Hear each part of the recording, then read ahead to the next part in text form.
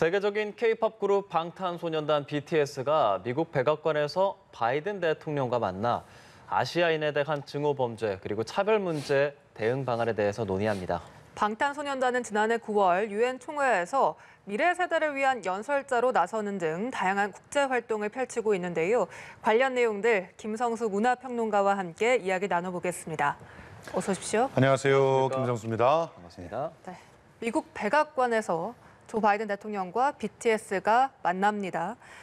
백악관이 5월 아시아 하와이 원주민 태평양 제도 주민 유산의 달을 맞아서 BTS를 초청했다. 이렇게 밝혔는데요. 이 행사, 그러니까 이 유산의 달이란 것이 무엇입니까? 예, 바이든 대통령은 최근 특히나 두드러지고 있는 아시아계 혐오 범죄에 대해서 심각한 문제의식을 갖고 이에 적극적으로 대응하기로 약속을 했는데요. 문제는 이 적극적으로 대응할 수 있는 방법들이 그리 많지 않은 것이죠. 근데 법적으로 뭔가 이 혐오를 갖다가 그치게 하는 법을 발의해서 그거를 이제 집행하는 걸로 막는 것이 가장 근본적인데 여기에는 사실은 의회에서의 협조가 만만치 않습니다. 그래서 이미 법이 좀 발의돼서 진행되는 것들도 있지만 혐오 범죄를 근절시키는 데 미치지 못하다는 그런 얘기들이 있지 않습니까? 그러다 보니까 이렇게 대통령으로 할 수 있는 권한들을 활용해서 기억하고 또 스스로 자제시키는 그런 문화적인 접근 방법을 갖다 쓰는데요. 그 중에 하나가 이렇게 유산의 달로 아시아 또 하와이 원주민들 그리고 태평양 제도에 뿌리를 두고 있는 미국인들에 대해서 기억하자는 그런 운동을 캠페인을 하는 것이죠. 그래서 네. 지난해 이 5월을 AANHPI 유산의 달로 지정을 해서 이 5월 동안만은 우리가 이 미국 내 이들의 어떤 협조나 성과가 없었더라면 미국이 또 이렇게 위대해질 수 있었겠느냐 하는 기억을 해보자는 그런 촉진 운동을 한 것이고요. 또 이런 운동들이 이제 마무리되어가는 어떻게 보면은 그 달의 마지막 상징 날 이날 이제 BTS를 초청해서 대담을 함으로써 어떻게 보면은 뿌리를 확실하게 좀 내리고 싶었다 이렇게 표현해도 될 것 같습니다. 그런 상징적인 날에 BTS 초청. 예. 뭐 BTS가 얼마나 대단한 그룹인지는 저희가 말하면 입이 아프겠지만 예. 이렇게 단일 개별 그룹이 바이든 대통령의 초대를 받는다는 것 상당히 이례적인 일이지 않습니까? 이런 좀 배경이나 이유를 좀 설명해 주신다면요.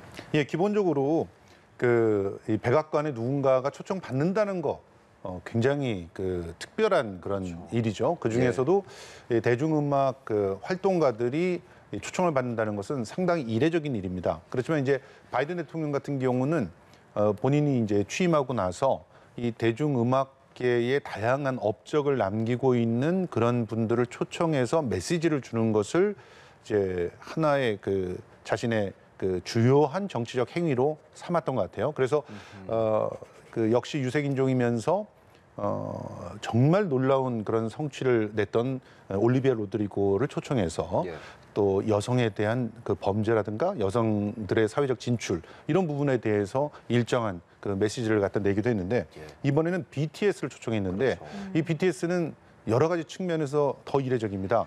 미국인이 아니거든요. 그리고 한국에서 출발해서 지금 세계에서 가장 영향력 있는 팝 아티스트로 성장한 그런 인물입니다. 그들을 초청을 했다는 것이고 그리고 BTS는 청년들을 대변한다는 측면에서 굉장히 큰 의미가 있는 데다가 더군다나 사회적인 어떤 영향력을 다양한 활동을 통해서 펼쳐왔어요. 그러니까 이 모든 면에서 BTS를 초청한다는 것은 굉장히 주요한 그런 메시지를 이번에 내고 싶었다라고 해석을 하는 것이 옳을 것 같습니다. 상당한 의미라고 볼 수 있겠는데요. 이 BTS 한국, 한글을 넘어서 전 세계적으로 영향을 미치는 그런 문화의 아이콘이지 않습니까? 예. 실제로 카멀라 해리스 부통령도 아미라는 소문도 있고요. 이 BTS의 인기, 영향력 전 세계적으로 어느 정도인 겁니까? 뭐 몇 가지 사례를 들어드리면 알 수 있을 텐데요. 자, 우리 이 아미들의 힘은 다리를 놓고 학교를 만듭니다. 중국에서는 아미들이 BTS 멤버의 이름으로 길을 만들고요, 다리를 놔요. 그래서 거기에 이름을 우리 BTS 멤버들의 이름을 붙임으로써 이 BTS가 기억되게 하는 역할을 하죠. 그리고 또 사실 아미는 정치적이지 않은데 예, 예. 정치적인 어떤 인물들이 BTS의 어떤 도전을 한다거나 혹은 BTS의 여러 가지 영향력들을 제한하는 그런 행동을 하는 것처럼 보이면 그러면 거기에 대해서 적극적인 그런 또 행동들을 해냅니다. 그러니까 지금 그 BTS와 함께 아미가 운명 공동체처럼 활동하고 있기 때문에 BTS의 영향력은 곧 아미의 영향력이다 이렇게 볼 수 있고 이 아미는 전 세계에 뻗어 있고 특히나 미국 내에서도 무시 못할 그런 사회적인 어떤 액션들을 취해내기 때문에 그것을 또 정치인들도 굉장히 부러워하고 또 이용하고 싶어하는 것이죠. 이번에 이제 해리스 부통령 같은 경우는 취임하자마자 777개의 트윗 계정을 팔로잉했어요. 그러니까 트윗 계정을 팔로잉한다는 것도 정치적인 메시지로 해석이 되거든요. 그 중에 BTS가 포함돼 있었고 취임식 때는 아예 보라색 옷을 입었습니다. 이거는 자기가 상징이죠. 그렇죠. 암이라고 하는 것을 은연중에 드러낸 것이고 그리고 자기가 좋아하는 노래를 스포티파이에 딱 이렇게 또 그 계정에서 팔로잉을 하는데 네. 보이 위드 러브라고 그 작은 것들을 위한 시죠. 네, 네. 이 노래를 이제 또 자기 목록에 올려놓게 됐거든요. 그런 것들은 그 BTS들의 여러 가지 영향력을 이용해서 자기 메시지를 내고 있다 이렇게 볼 수 있는 것이죠. 네, 바이든 대통령이 백악관으로 BTS를 초청한 건 아시안 증오범죄 대응 방안에 대해서 논의하기 위해서입니다. 미국 내에서 실제로 아시안 증오범죄가 어느 정도로 일어나고 있습니까? 수치 몇 개를 봐도 굉장히 심각한 상황이라고 볼 수 있는데요. 지난해 아시아계 혐오 범죄가 전년 대비해서 무려 300%가 증가했다는 통계가 나오고 있습니다. 예. 그리고 네. 지금 그 뉴욕에서만은요 833%가 증가했답니다. 최근에 미 댈러스 코리아타운에서 총격으로 그 굉장히 그 큰 그런 화제가 된 사건이 있었죠. 여기서 한인들의 피해가 있었고요. 또 지난해 3월에는 미 애틀랜타에서 총기 난사 사건이 있었는데 8명이 사망했고 이 중에서 6명이 아시아계 여성이었습니다. 4명이 한인이었죠. 이렇게 전반적으로 아시아계 혐오 범죄들이 늘어나고 있는 상황인데 여기에는 이전에 트럼프 대통령의 역할이 굉장히 컸다고 볼 수 있는데 트럼프 대통령이 펼쳤던 여러 가지 그 혐오의 그 어떤 메시지들이 주 타겟 방향이 이민자한테 갔었고 그 이민자 중에서도 아시아계에 좀 집중되는 그런 경향들이 있었어요. 그래서 상대적으로 아미 같은 경우는 트럼프의 유세를 열심히 다 아미들이 다 신청을 해놓고 다 취소해버리는 바람에 노쇼로 텅 비어있는 유세장을 만들어 놓기도 했던 게 바로 그런 이유들이 있었기 때문입니다. 그렇군요. 그 정도로 심각한 아시아인 증오 범죄 사실 하루 이틀 문제는 아닙니다. 지금 뭐 말씀을 전 대통령 이야기를 해주셨지만 그 외에 어떤 좀 근본적인 이유가 있다면 어떤 게 있겠습니까? 예, 뿌리는 이 미국인들이 갖고 있는 백인 우월주의에 있죠. 우리는 문명인이고 또 그 다른 문명을 갖고 있는 사람들은 우리들의 그 어떤 도움을 받아야 된다. 계도의 대상이다. 이렇게 보는 인식들에서부터 출발하는 그런 차별의 인식들이 있었습니다. 그래서 실제로 하와이 원주민들이라든가 또 태평양 제도의 원주민들이 이러한 인식의 피해를 많이 받았죠.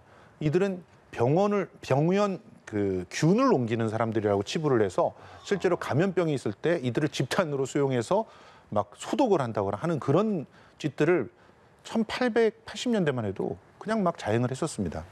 그 뿌리가 계속 이어지고 있는데 여기서 우리가 좀 더 고민을 해봐야 될 것은 뭐냐면 팬데믹이 중국에서 시작을 했다는 것이죠. 맞습니다. 그렇죠. 예. 그러니까 코로나 팬데믹 사태가 중국의 우한에서부터 시작됐다라고 하는 사실이 더욱더 격렬하게 이 아시아계들을 혐오하거나 차별하는 그런 근거로 사용이 되었고요. 그러다 보니까 지지난해 더욱더 폭발적으로 아시아계에 대한 혐오가 늘어났다고 볼 수 있고 그래서 바이든 대통령이 지난해 코로나 증오 범죄 방지 법안에 서명을 하게 됐던 것입니다.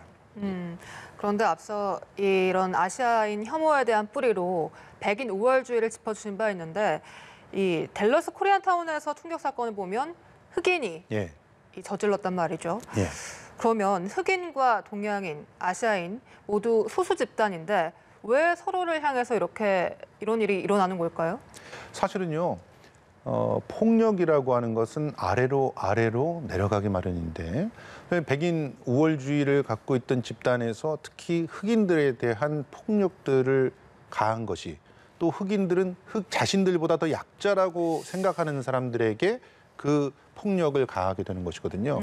그러니까 자신이 자기보다 더 강한 사람한테 덤벼서는 일정한 그런 성과를 낼 수가 없는 거죠. 자기보다 더 약한 자를 누르고 핍박함으로써 또 자기도 자기의 그 갖고 있는 권리를 지키겠다라고 하는 그런 인식들을 보이게 되는 건데 그러다 보니까 흑인들은 자신들을 공격하는 대상이 실제로는 구조적으로는 백인 우월주의자들과 그 백인 중심의 시스템이잖아요. 그런데 지금 당장 나를 피해를 주는 사람이 자기보다 더 약자인 아시아계라고 생각을 하는 경우가 많습니다.